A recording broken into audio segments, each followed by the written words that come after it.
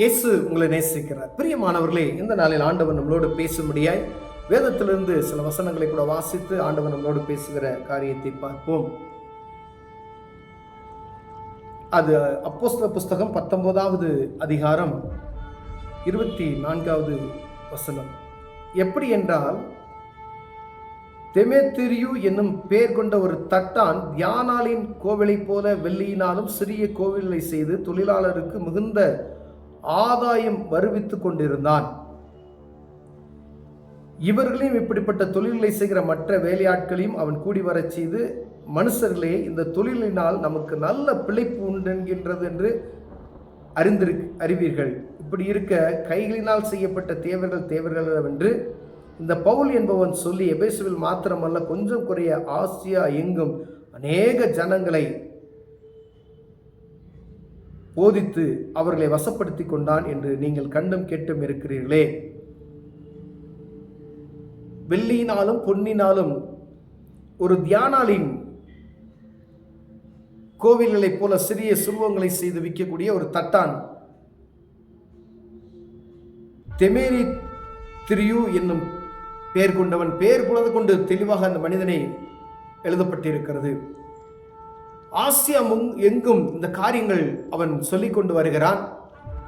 பாருங்க, அவனுடைய கைப்பிழைப்புக்காண்டி மனிதர்களை ஏமாத்துகிற ஒரு காரியத்தை செய்கிறான். அவனுக்கே தெரியுது அவனுக்கு நல்ல வருமானம் இதில் வருகிறது என்று அந்த தொழிலாளிகளை எல்லாம் கூடி வர செய்து, இதில் நமக்கு நல்ல வருமானம் வருது, இவன் கெடுத்து விட்டுருவான் அப்படின்னு சொல்லி பவுலுக்கு விரோதமான ஒரு காரியங்களை அங்கு எழுப்பி விடுகிறதை நாம் பார்க்க முடிகிறது. பிரியமானவர்களே,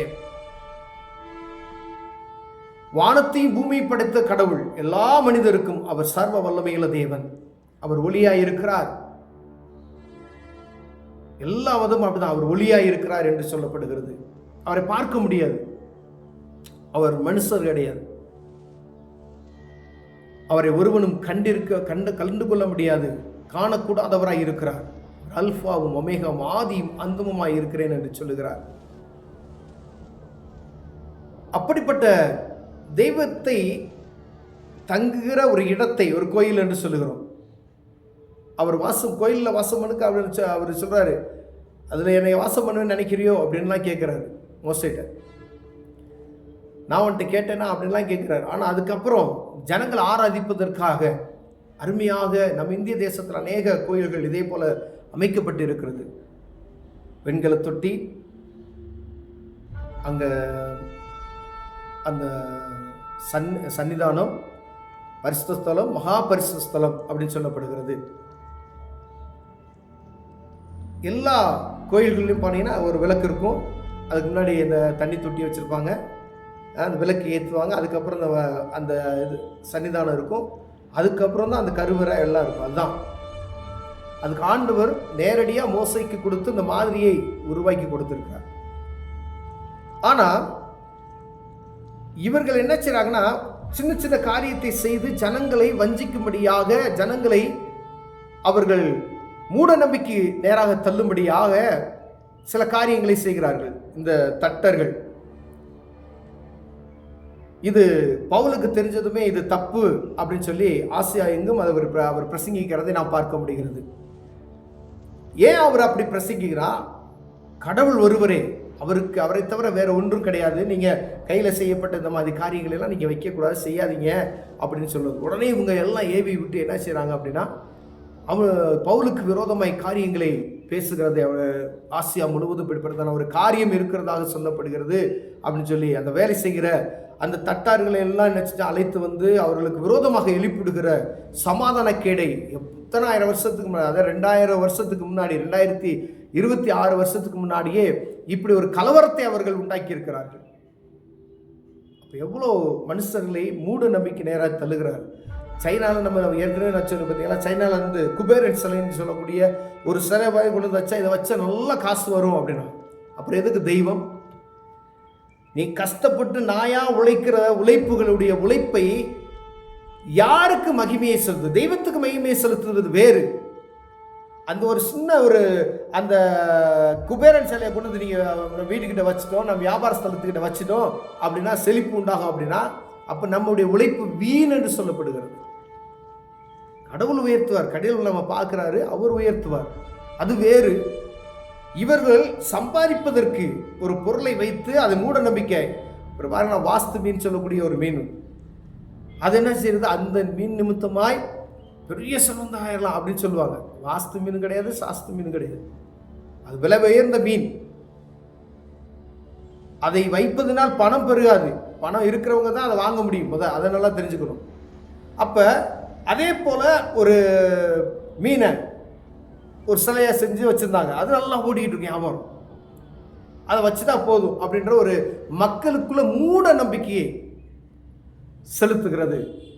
அப்படிப்பட்ட காரியத்தை செய்யாதபடி இருக்கும்படி தான் பவுல் பிரசங்கிக்கிறார். அவருக்கு விரோதமாக கலவரங்கள் உண்டாக்கப்படுகிறதை நாம் பார்க்கிறோம். ஆனா இப்ப நம்மளும் அதை அநேகம் பேர் செய்கிறோம். ஒரு காரியத்தை செஞ்சோம்னா செல்வம் வந்துடும் அப்படி நினைக்கிறோம். நம்முடைய உழைப்பு இல்லாதபடி உயர்வு உண்டாகவே உண்டாகாது பிரியமானவர்களே. அது ஒரு மனுஷன் கஷ்டப்படாமல் சம்பாதிக்கிற எந்த ஒரு சம்பாத்தியம் அது என்ன செய்யாது, நிலை நிற்காது. காலையிலேருந்து காலையில் 8 மணிக்கு வேலைக்கு போகிறாங்க, நைட்டு முழு 8 6 மணி வரைக்கும் வேலை செய்கிறாங்க. கடினப்பட்டு உழைக்கிற எத்தனையோ ஜனங்கள் இருக்கிறாங்க. அவங்களுக்கு அந்த சொற்ப வருமானங்களில் கொண்டு போய் தான் சேர்த்து வைத்து அவர்கள் உயர்வு. அதுதான் உயர்வு. படிப்படியாக ஒரு மனிதனுக்கு சம்பளம் ஏறுதுன்னா அது உயர்வு. திடீர்னு ஒரு இது வருது அப்படின்னா அது உயர்வு கிடையாது. ரோட்டில் போயிட்டு இருக்கோம், திடீர்னு ஒரு செயின் கிடக்குது, அதை எடுத்துட்டா லக்கு அப்படின்னு நம்ம நினைக்கிறோம். ஆனால் அதை துளைத்தவர்கள் மனம் எவ்வளவு பாடுபடும் என்பதை நாம் புரிந்து கொள்ளணும். ஒருவேளை இந்த காலத்தில் நிறைய பேர் நினைச்சாங்க கொடுத்துட்றாங்க.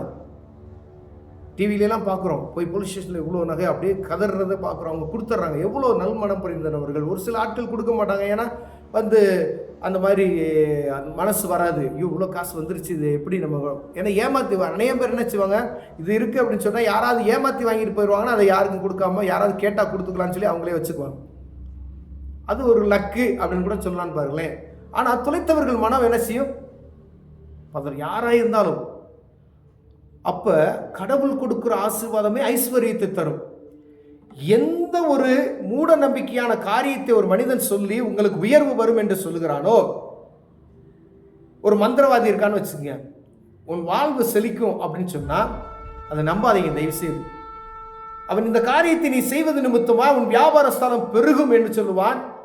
பலவிதமான தந்திரமான யுக்திகளை உனக்கு சொல்லி உன்னை அடிமைப்படுத்தி உன்னை என்ன செஞ்சிடும் அப்படின்னா உன்னை மூட நம்பிக்கைக்குள்ளா தள்ளுகிற பார்க்கிறார் பிரியமானவர்களே. அதுதான் ஆண்டவர் வெறுக்கிறார். அதுதான் ஆண்டவர் என்னேண்டி உனக்கு வேறு தேவர்கள் உண்டாயிருக்க வேண்டாம் அப்படின்னு சொல்றார். அப்ப நம்மளை ஏமாத்துறதுக்கு பலவிதமான காரியங்கள் பூலோகம் எங்கும் செய்யப்பட்டு கொண்டு இருக்கிறது. அப்ப எவ்வளவு ஜாக்கிரதையா இருக்க முடியாது ஆண்டவர் நம்மளை விரும்புகிறார் பாருங்க. நம்ம கவனமா இருக்கணும், கவனமா இருக்கணும்.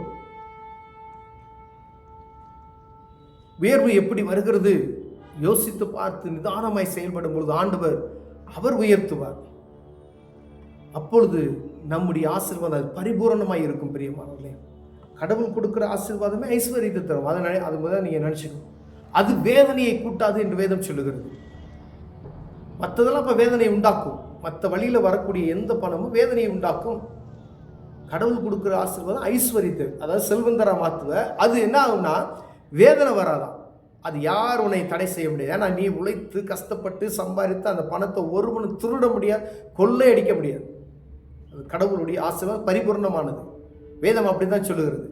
அப்ப எவ்வளவு ஜாக்கிரதை, மூட நம்பிக்கை நேரம் தள்ளப்பட்டு போகாதபடி நம்ம ஆண்டவர் எச்சரிக்கும்படியே பேசிக் கொண்டிருக்கிறார். கண்களை மூடுவோம் ஜெபிப்போம். அன்பின் தகப்பனே, ஆண்டவரே, கர்த்தர் எங்களை உயர்த்தினாலே, தெய்வம் எங்களை உயர்த்தினாலே வேறு ஒரு காரியம் எங்களை உயர்த்துவதற்கு வாய்ப்பில்லை ஆண்டவரே.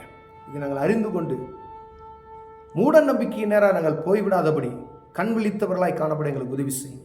இயேசுவின் நாமத்தில் பிதாவே, ஆமென்.